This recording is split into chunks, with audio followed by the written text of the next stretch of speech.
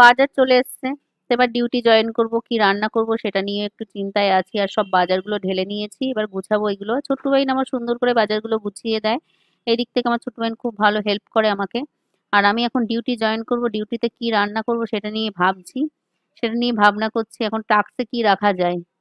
তো কি recipe share করব তোমাদের সঙ্গে সেটা নিয়ে চিন্তা ভাবনায় পড়ে গেছি। তো ব্যালকানিতে চলে এসেছি, এক কাপ কফি খাচ্ছি আর ডিসিশন নিচ্ছি কি করা যায়। তো কফি খেতে খেতেই মাথায় বুদ্ধি খুলে গেল যে কি করব। এই যে খারকুল পাতা বাটা করব, এটাই ভেবেছি তোমাদের সঙ্গে খারকুল পাতা বাটা শেয়ার করি। তো এটাকে কিন্তু আমাদের দেশের বাড়ি ঘ্যাট, আমরা যেখানে থাকি এটাকে খারকুল বলে। তো খারকুল পাতা বাটা করব, তো যে যে নামে চেনে, কেউ ঘ্যাটকুল কেউ খারকুল, তো যে যে নামে চেনে সেটাই।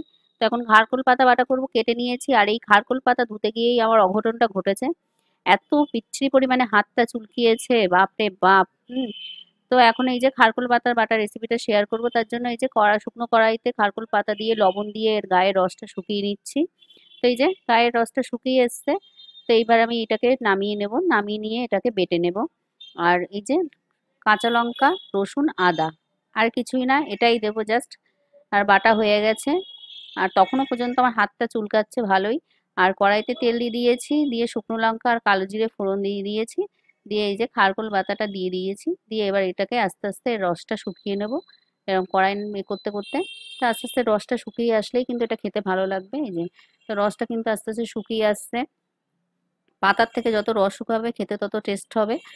তো এইবার আমি এতে একটু চিনি অ্যাড করব, আর যারা পছন্দ করে না তারা স্কিপ করে দিতে পারে, বাট আমরা পছন্দ করি বলেই আমরা একটু চিনি অ্যাড করে দিলাম। দিয়ে আবার এটাকে ভালোভাবে নাড়তে থাকবো। আর ভেবেছিলাম মনে হয় এটা দিয়ে গাল চুলকাবে, এত হাত চুলকিয়েছে ভেবেছিলাম গাল চুলকাবে, কিন্তু সেটা কিন্তু হয়নি, খাওয়ার ক্ষেত্রে কিন্তু হয়নি। এটা নামিয়ে নিয়েছি, এটা নামানো হয়ে গেছে। আর এই যে এই রেসিপিটার কথা বলি, এটা কিন্তু একটা রেসিপি আমি শ্যুট করেছি, এটাও কিন্তু ইউটিউব শর্টসে ফেসবুকে নিয়ে আসবো।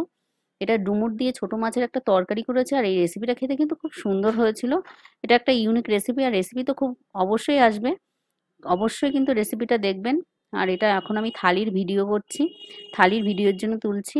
আর ডুমুর চিংড়ি তো খেয়েছি, নিরামিষ খেয়েছি ডুমুরের, কিন্তু এই যে ছোট মাছ দিয়ে ডুমুরের রেসিপি কিন্তু আমি খাইনি, বাস্ট প্রথম করলাম, রেসিপি শুনেই করলাম, কিন্তু খুব সুন্দর হয়েছিল, এই জন্য সবার সঙ্গে শেয়ার করেছি। আর এই যে খারকোল পাতা বাটা, এটা কিন্তু থালির ভিডিওতে ছিল, ইউটিউব শর্টসে কিন্তু অলরেডি থালির ভিডিও চলে গেছে, বাট আমি এখানেই শেয়ার করে দিচ্ছি, থালির ভিডিওতে আমার এগুলোই ছিল। তো কেমন লাগলো আমার থালিটা অবশ্যই একটু কমেন্ট করবেন, থালির ভিডিওতে আমি এগুলোই রেখেছিলাম। ভালো লাগলে কিন্তু অবশ্যই একটা লাইক করবেন। তো আমাদের আজকে লাঞ্চ মেনুতে এইগুলোই ছিল।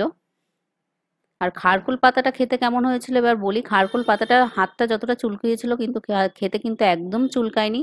এই যে আমি এখন খাচ্ছি, আমার হাতের অবস্থা ছিল খুবই খারাপ, কিন্তু না, খেতে কিন্তু অসম্ভব সুন্দর হয়েছিল, মাছ মাংসের স্বাদকেও হার মানাবে এত সুন্দর খেতে হয়েছিল।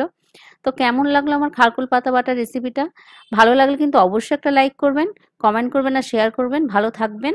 আর ফেসবুক পেজ থেকে দেখলে পেজটাকে ফলো করে দেবেন।